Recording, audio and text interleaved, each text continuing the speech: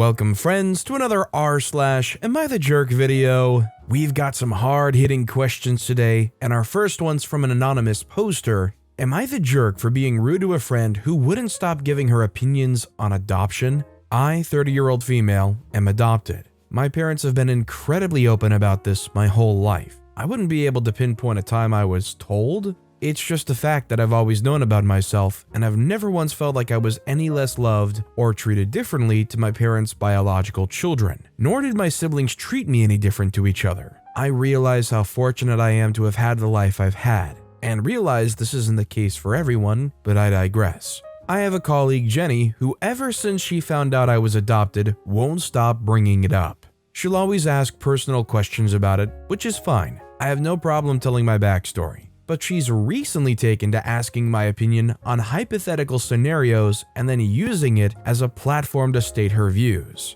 For example, one time she asked me if I had the choice, would I have my own children or adopt as well? I could barely answer before she was telling me all about how she could never adopt because she'd never be able to see them as her own child. Yesterday, she asked me if my parents ever considered giving me back after they had biological children. This just really pissed me off, as it could be a triggering question for some people. So I told her to mind her own business and freak off with her terrible opinions, which others tell me really upset her. I don't think I'm the jerk, but others on my team said I should have been more sensitive to her and explained why her questions are inappropriate instead of biting her head off and making the whole team dynamic awkward.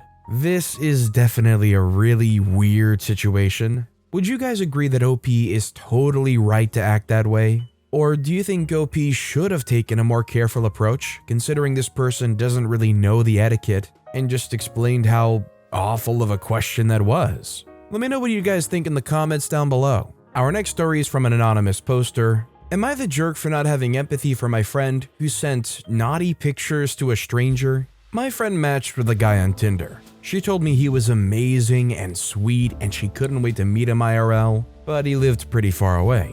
Then after texting for about 2 weeks, they shared some photos. Apparently his were just pictures he downloaded from the internet, but she sent real ones with her face visible. He then proceeded to threaten her to leak the pics online and also share them at her workplace if she doesn't send him new pics on a daily basis. She blocked his number and his account on social media, but he created new ones and spammed her. I don't get why she sent him pics after 2 weeks and why she chose to keep her face in them instead of blurring it or cropping it. After she told me, I tried comforting her and offering my help, but she kept saying how unfair this is and that she felt used by him after thinking he was a decent guy. I told her it was a stupid idea from the beginning and she should have known better since something similar already happened to her friend before. Also, in this day and age, don't you hear enough horror stories about stuff like this to know you shouldn't do it? She got mad that I didn't have empathy and doesn't really speak to me anymore. Am I the jerk for not having empathy with her?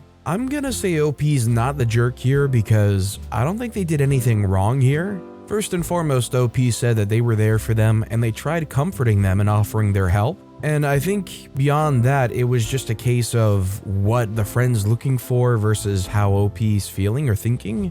I don't think OP's a jerk, but I can understand why the friend's frustrated when, if they're only there looking for some consoling and some listening, and in return they get a, well, wasn't it a stupid idea? I don't know, was OP the jerk here? Let me know. Our next story is from Apprehensive Top 8340. Am I the jerk for leaving my husband at home while our kids and I went on a mini vacation? All week, we had been talking about going a couple hours out of town to get out of the house. He brought it up, but wanted me to plan everything out. We couldn't agree on what to do, but knew where we were going. The morning of the day we were to leave, today, he asks me when we were going to leave. I tell him I'm going to work out and shower, and then I'll be out. He swore at me saying that meant we probably weren't going to go. After I showered, I then began to make sure my things and my 2 boys' things were all packed, while I also got myself and the 2 boys dressed. My husband sat on the couch the entire time. He came to me halfway through and asks if there's enough room in my tiny luggage for his things as well, but I told him no because I had the boys and my things in there. This is tiny enough for an airplane carry-on.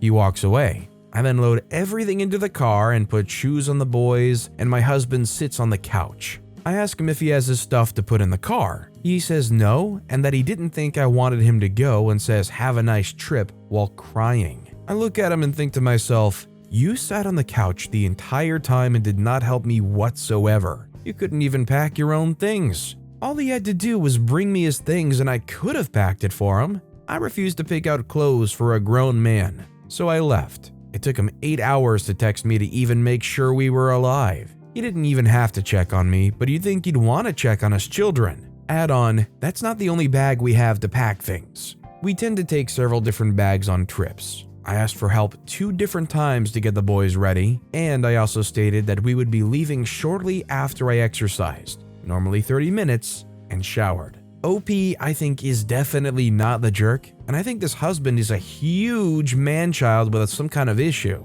The fact that they can see you actively packing and getting the kids ready and your stuff ready and just sits there, and then at the very end is like, well, I guess you didn't want me to go. It's like, you don't even seem like you want to go. Our next story is from CuteAd2631. Am I the jerk for banning sister-in-law from Easter party because of the stunt she pulled on our daughter's birthday? I'm 40-year-old female. My husband, 41-year-old male, has a half-sister who's 30. She's not my favorite, and my husband isn't crazy about her either. She's always involved in a different multi-level marketing every time we see her. She quits every other job she has after a month, asks us for money, and has a new boyfriend every time we see her. Our daughter, 13, has always been crazy about her though. She's the fun aunt. There's been numerous other times we've been upset with her because of something she said or did around our daughter that we found inappropriate. But her 13th birthday takes the cake. This happened 2 weeks ago. Our daughter turned 13, and what sister-in-law decided to do for her was to take her to the mall so she can buy her some clothes she wants. No problem with that at all, but the secret present is what husband and I have flipped over. Turns out, she took our daughter to one of her friend's apartments who pierced her belly button. I found out when I found daughter disinfecting it a few days later. Our daughters expressed wanting this to her dad and I, and we firmly said no. My husband thinks they're trashy, and I sort of agree. Maybe when she's a little older if that's really what she wants, but 13? No way. Also, sister-in-law didn't take her to a place that does piercings. She just had her friend do it. How do we know that her friend knows what she's doing? How do we know her materials are clean? Horribly disrespectful and dangerous in our opinion. Because of this, we're not allowing sister-in-law at our house for Easter. Our daughter's upset, and sister-in-law is raging at my husband. At the end of the day, she took our daughter to do something that we firmly said no to, and potentially put her at harm. We also aren't going to allow our daughter to go with her aunt alone anywhere, anytime soon. Are we jerks for this? I don't think they're the jerks for that. I think it's very understandable, even necessarily not because of the piercing itself, but because of the lack of respect and concern for you knowing even what you're doing with your 13-year-old kid. Also, I'm kind of curious, if somebody really was like dead set on wanting a belly button piercing, how old do you think they should be before they're even allowed to get that? Was the kid in the story way too young to even be getting a belly button piercing? Let me know what you guys think in the comments down below. This next story is from Important Enough 05. Am I the jerk for telling my parents I'm not my sibling's mom? I, 16-year-old female, am the oldest of 4 kids. As the oldest sister, a lot of responsibility is placed on me. 2 of my siblings, 13-year-old female and 9-year-old male, are old enough to care for themselves. However, my parents have had a baby, female, in 2019 and she's now 3. Since the day she was born, it's been my responsibility to watch her, which I have no problem with, but sometimes it gets tiresome. Don't get me wrong, I love all my siblings, and I try to do my best for them, but I'm so tired. When it comes to my 3-year-old sister, I'm expected to bathe, feed, and help her get potty trained. But bear in mind, when I get off school, I have to go to work 3 days of the week and then come home and take care of my sister, which barely gives me any time for myself. I've complained to my parents multiple times I'm tired of watching their child, but it's always, when I was your age, I was watching my little siblings. No matter what I do, it's always, you're the oldest, you should be able to handle it, be the role model. Fine. However, a few weeks back, it was a Sunday night around 9 p.m. and I was in my bedroom doing my hair when my parents called me into the kitchen. They asked me to get my 3-year-old sister and watch her so they could watch TV because she was being too loud playing with her toys. I told them I couldn't because it was getting pretty late and I had to finish my hair for school tomorrow. My mother snapped at me and told me that I needed to get my sister so they could have peace. My dad's a truck driver and my mother works at an insurance agency, but she works from home. So I get it, they can be tired after a long day. But this day, my father had gotten off work early, around 2 p.m., and my mother logs off at 5:30 p.m. But I also have other siblings that are capable of watching her too, so why me? I then told her that my sister is not my responsibility, and that I wasn't the one who conceived her and gave birth. My father then joined the argument and took my mom's side, saying that I was a lazy witch that should be helpful because my parents get tired of working 24/7 and need a break. I was so heated that I told my parents I'm not my sibling's mom and I refused to watch my sister. I then proceeded to walk away and shut my door and continued getting ready. The next morning, my mom and dad were saying that I'm a jerk for not helping my parents out when they're so tired and need to relax. I told my friends what happened when I got to school, and they said I wasn't in the wrong, but I can't help but to feel guilty for what I did. So, am I the jerk? OP is definitely not the jerk. What they're doing already and what they've done already is like way more than they ever should have expected of them. The fact that there is one night where you're doing your hair and you're getting ready for bed, your parents are there and they've been off work since mid-afternoon, and they still can't find it in their hearts to let you just take off for the night watching their kid, it's kind of ridiculous. I know they're tired, but you can't just take off parenting. Well, you can if you want to be a terrible parent. Our next story is from potential beat 3757. Am I the jerk for trying to get my fiance to convert for me? I was raised by a modern Orthodox Jewish family in Queens, New York City, which is a scary thing to say on Reddit. My mother, 62-year-old female, is a first-generation immigrant to teen parents who escaped from Germany in the late 30s and early 40s. My grandparents, who are 99 and 100 years old. My father's a Soviet immigrant who came from what was then the USSR to the States as a child with his mother and siblings. While I, 25-year-old male, don't really live in the modern Orthodox communities anymore and moved out of the States for university when I was 18, I'm still a practicing Jew, just to give a lower level than I once was. And I'm engaged to an Irish Catholic woman I met at university who I'll call Eve, 26-year-old female. Eve and I met in Freshers Week and have been together since halfway through first year. Eve's parents are both Irish going back centuries, and Eve was born and raised in Ireland as well as growing up very strictly Catholic. Going to Catholic schools and mass and having Catholic ideals implanted in her. Eve identifies as atheist/spiritual/pagan now and has completely disconnected herself from her Catholic faith. My parents and Eve's parents do not get on as you would imagine. Eve's parents wanted to marry a nice Irish Catholic boy, not a first and second gen European immigrant and immigrant from the States. My parents want Eve to convert to Judaism for me, as their faith is very important to them and they fought so hard for it. And they want Jewish grandchildren. Eve has no plans to convert for me, and I'm fine with that. I have no plans to convert for her. Neither of our parents are thrilled, but Eve and I are in love and live several hundreds of miles away from both our parents. I have several friends from my shul whose wives have converted for their marriage, and it's starting to make me doubt myself. Does Eve really love me if she won't convert for our marriage? Is Eve not converting proof she's still attached to her Catholic faith? I also feel a hole in my heart. Many of my relatives died because they were Jewish, and there's not many of us left. Do I really love Eve more than I want to have Jewish children and grandchildren and continue my family line? So long we've been killed for it, and as things are getting more serious, I would like to have more children with Jewish parents. I could still raise them as such, but it wouldn't be the same. I asked Eve if she would ever consider it, and she blew up at me, calling me a jerk for even suggesting it. As I've brought it up before, and she said no. I think I've reached a place where I can't marry her even though I love her because my lineage is very important to me. We've been together for years and it'll break both our hearts. So, am I the jerk for trying to get my fiance to convert for me? I think more or less it's not really about whether you're a jerk or not, it's about whether you're compatible. If you're going to try and force them to convert for you or put a pressure on them, then yeah, I think you are the jerk.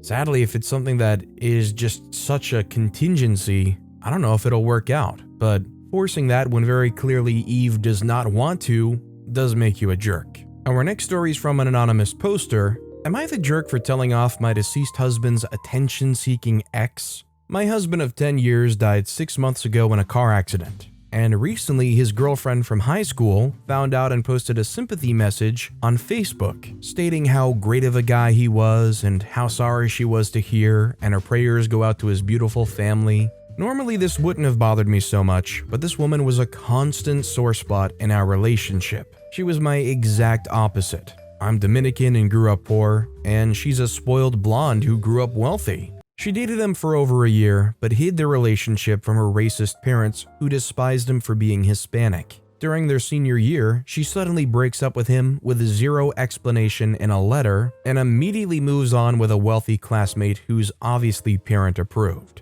This hurt my husband so much that he dropped out of school to avoid seeing her. I met him soon after, but he never got over it or her. Even years later, something as simple as seeing her on social media would put him into a depression for days. So seeing her posting on this memorial page after causing him to quit school set me off. And I simply told her that if she thought so highly of him in death, perhaps she should have treated him better in life. Most of my friends and family support this, but a few have told me I'm being unreasonable. Am I the jerk here by defending my husband from someone who hurt him? I'm gonna say OP is the jerk. I think their feelings are very emotionally charged, and I think it's bringing up just bad memories seeing anything from them, but what they said wasn't inherently bad. You don't have to defend your husband when there's nothing to defend him from in that situation. Our next story is from Massive Cell 9959. Am I the jerk for refusing to help a coworker who moved out of state? I work in an office setting. Most of us were allowed to work remotely 2 years ago.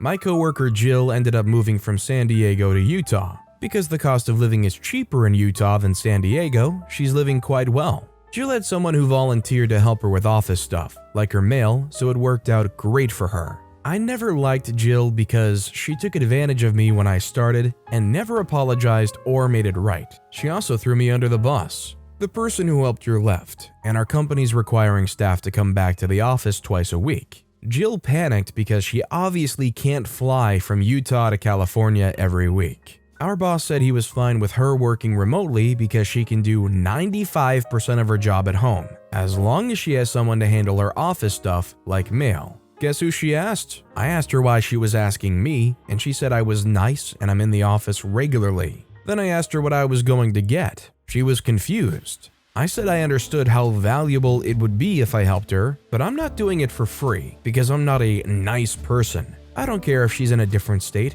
I'm busy enough. I don't owe her anything. I don't work for her. I don't have to help her, and quite frankly, I really didn't like her. I'm not saying no, but what is she going to do for me? All she said was that we're a team and that I'm in the office. So I said sorry, I'm too busy. Now she's coming up with plan Bs that are being shot down by HR and compliance. Honestly, I would have settled for a gift card every now and then. It befuddles me how some beggars want to be choosers. There's a few instances that led to me cutting her off. I had just started, and she would dump her work on my desk at the last minute. I wasn't hired to help her. Then she started promising that I would do stuff for other people without asking me. The worst was when she asked me to mail out paperwork that she prepared. Her work was all wrong, and she blamed me for not checking her work. That was like 4 months into the job, and I never got a single thanks. I told her off, and she found another sucker. I think OP's definitely not the jerk, and honestly in Jill's situation, I feel like this is like a, well, you don't know if you don't ask type situation. What else are they gonna do? See if you can get some free work out of somebody? Obviously OP's not the jerk for refusing to do that. Our next story is from Gropetter. Am I the jerk for keeping a caged dove at my shop and letting kids pet it? I, 26-year-old female, consider myself an animal lover. There was a wedding a few months ago near my shop because there's a really beautiful place nearby for pictures. They let some white doves fly for the ceremony or the pictures. I saw them fly around and thought they'd be taken back in or something, but that wasn't the case. The street cats had some for lunch and some flew away. One particularly chubby one was flying around like a hen, clearly failing to take off. I thought it would get run over, so I felt bad and took it in. I called the company and asked if they wanted it back, and they said they had no obligation to take it back because it's not an invasive species, and they weren't coming back for the one. I called animal control, same response. Try to adopt it out, but it's not really considered a pet, not in my country at least. I sell trinkets, but I didn't want to keep it free in the shop, so I bought the biggest cage and set him in it. Before I open and after I close, I let it out and it wobbles around. A vet told me it would never fly because it's grown caged and its muscles haven't developed properly. I let some kids pet it and it enjoys the attention for sure. A lady came in yesterday and she was out of her mind mad that the bird's in a cage and called me horrible. I tried to explain, but she just scoffed and went to look around. A client asked me for something and I lost her from sight for about 5 minutes. When I glanced back up, my dove was gone. I ran out and I saw the woman dramatically throwing it in the air. The bird awkwardly flopped on the floor and ran back to the shop like there's no tomorrow. She kept fuming, calling me a horrible person and an abuser and went away. She left a bad review. There was another customer that complained. Am I the jerk? I think I'm doing what's best for it. I think OP's not the jerk. There's probably some kind of scenario that you can find for it, like a rehabilitation thing. But the next best thing is making sure that the quality of life isn't outright horrendous. I mean, it's either OP do that for them in a cage and let them out and let them experience some stuff and feed them, or let them out on the street until a wildcat comes and rips its head off. Our next story is from Seagoat888. Am I the jerk? My boyfriend won't let me sit on his couch. My boyfriend just moved into a new place and bought a new couch. It's beautiful and comfortable and he's very proud of it. We woke up today and worked out.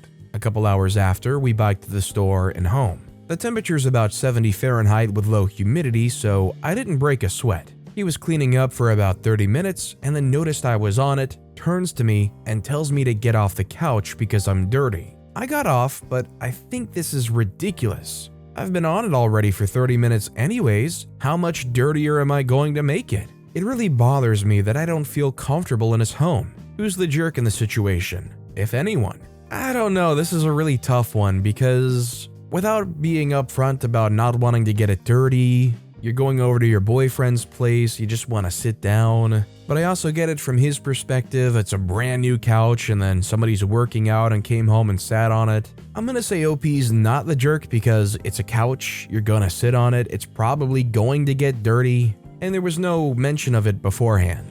Our next story is from an anonymous poster. Am I the jerk for blowing up on my mom when she didn't go along with the plan to make Mother's Day about my wife this year? My wife and I had our first baby 10 months ago, so this is her first Mother's Day as a mom. We talked about expectations, and she said that she wants the actual day to be about her from now on, because our moms both had plenty of Mother's Days, and our nuclear family takes priority. For some background, Mother's Day usually consists of splitting the day between the two families. My mom picks what she wants for the day, and sometimes it isn't even kid-friendly. This is her second grandchild. My sister, who's a mom, does some stuff in the morning with her family, but then everything else is about my mom.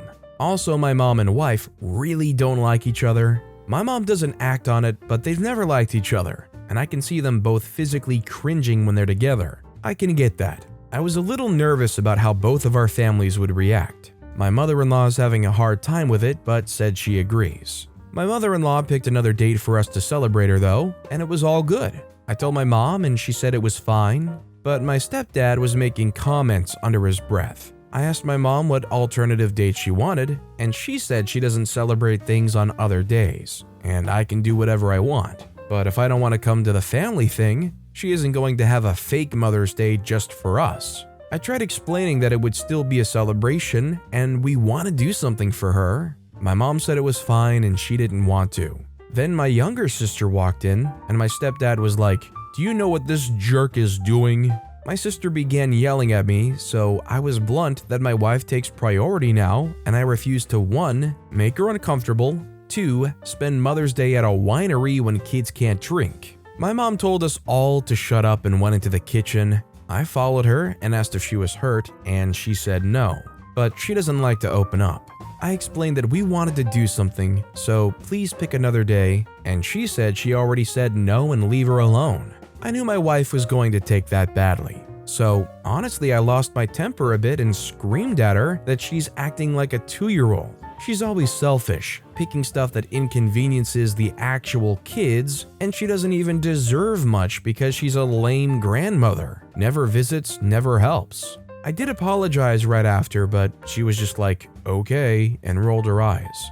I'm gonna say everybody in this situation is a jerk. It just seems like there's so much dysfunction. Nobody can agree on anything. There's no compromising from either side whatsoever. There's vicious claws being drug out, petty things being said, underhanded things to make them upset. Top to bottom, there's some dysfunction. Our next story is from Scene Ghost Act 2. Am I the jerk for proving a point to my friend and making her pay up on her bet? Alright, so this is stupid, but it's turned into a problem for our friend group. So I, 26-year-old male, am single, and so is a lot of my friend group. We tend to talk about our relationships pretty openly as we're a tight group. So me and my friend Jenny, 27-year-old female, tend to always take the opposite point of view on things. I lean conservative, and she's very much left-leaning. She's a feminist and very vocal about social issues. We always keep things civil and friendly. We're good friends, but kind of rivals, if that makes sense. The friend group loves to get the two of us going. So recently I was dating a girl casually. After a few dates, she said she wasn't feeling a spark, but really wanted to stay friends. I told her she was a very nice person, but I didn't see us being friends. The girl and Jenny know each other, so I think Jenny found out about it. So Jenny asked in front of the friend group why I didn't want to stay friends with said girl. I said I just didn't really view her as a friend. This started the whole debate on whether guys and girls can be friends. I said that yes, they could be, but not if the original goal was a romantic one. She said that I was wrong and that she had plenty of guy friends who were once potential relationships. I said BS, that those guys are on her roster waiting for a chance. She said I was wrong and started calling me a jerk. I said it's simple facts. That unless they were always just friends, that those guys would jump at the chance to hook up with her if given the chance. We were pre-gaming to go out, so our whole friend group debated on this for over an hour. Jenny kept getting pissed at me individually though, saying how insulting it is to imply guys are only her friends to get in her pants. I said maybe not every guy, but a majority of those dudes on her roster are waiting for a call up. She said, "Wanna bet?" I said, "Sure, let's do it." I said, text 3 of your closest guy friends that you're lonely and want to hook up. I'll bet that 2 of the 3 of them will show up within 30 minutes. She laughed and said, "How much? This is easy money." We agreed on $100, and the friend group got super invested in this bet. Well, she sent out the text, and all 3 dudes start texting her asking when she wanted them to come over. She got all upset and went to the bathroom. I read the room and didn't make fun of her once she came back. But I told her she needed to pay up.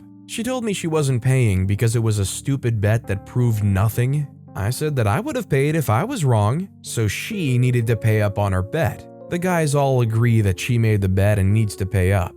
The girls are saying I'm being a jerk about it. I think it's all fair because she took the bet confident that she would win. And I'm sure if I was wrong and didn't want to pay, I'd be getting roasted for it. Am I the jerk? I'm gonna say both sides are the jerks here. I think both sides are being very argumentative, and in that situation, they just found out 3 of their friends who they thought were friends are secretly just hoping for a hookup session. So you might be entitled to that money, but give them a minute to kind of get over it and cope. You have plenty of time to go badger them for the $100 every so often, and you have plenty of witnesses, so let them process everything and then get that $100 later. And our final story of the day is by Throwaway666 with a lot of zeros. Am I the jerk for kicking my friend out of my bedroom so my wife could take a nap? So I, 28-year-old male, have a wife, 27-year-old female, who works full-time as a CNA while she's in school to become an autopsy technician. She works a lot. She's constantly picking up extra shifts, working doubles and even triples. She does all that on top of going to school full-time. Because of that, she often takes a nap after work. Well, yesterday I had a friend over who I'll call E. My wife and E do not get along as E makes her uncomfortable, but she and I don't prevent one another from seeing friends just because one of us doesn't like the other's friend. E was over at mine and my wife's house playing video games when my wife calls to tell me she's on her way home from work. She sounds exhausted, and I asked her if she felt okay to drive, and if not, I'd come pick her up from work and go back together in the car later. She says she's fine to drive and that she'll see me later. I said okay and told her that I loved her. E and I go back to playing video games. It's worth mentioning that the only TV my wife and I have is in our bedroom. I was laying on the bed playing and E was sitting in my desk chair. About 15 minutes later or so, I hear my wife come in the house and call out to let me know she was home. I come into the living room and give her a kiss. She all but collapses into my arms, exhausted to the point that she couldn't even walk to the bedroom. I ask her if she's okay, and she says, yeah, just a long day at work. I really need a nap. I nodded and told her to come lay down in the bed. When we get to the bedroom, I politely tell E that he needed to leave as my wife was exhausted and we could play later that night. E asks why he has to leave and why my wife just can't sleep while he and I keep playing. I explain that it was just a game and that my wife and her needs came first. E then asks why my wife couldn't just take a nap on our living room couch. I told him I wasn't making her sleep on the sofa just because he wanted to keep playing. E gets pissed and slams his controller down on the dresser and goes to leave. Before he does, he turns to my wife and tells her, I'll bet you're happy. He always feels like he has to pick you over anyone else. He leaves and slams the door on the way out. My wife turns to me and starts to apologize, saying she could have just slept on the couch. I tell her no, she couldn't have, and tell her to get some rest. Later that night, my other friends are blowing up my phone, saying things along the lines of bros before hoes and saying it was rude to kick E out just so my wife could sleep. All of my married friends, however, are on my side, saying my wife's needs come first before my friends. E's now saying he won't speak to me until I apologize. So am I the jerk?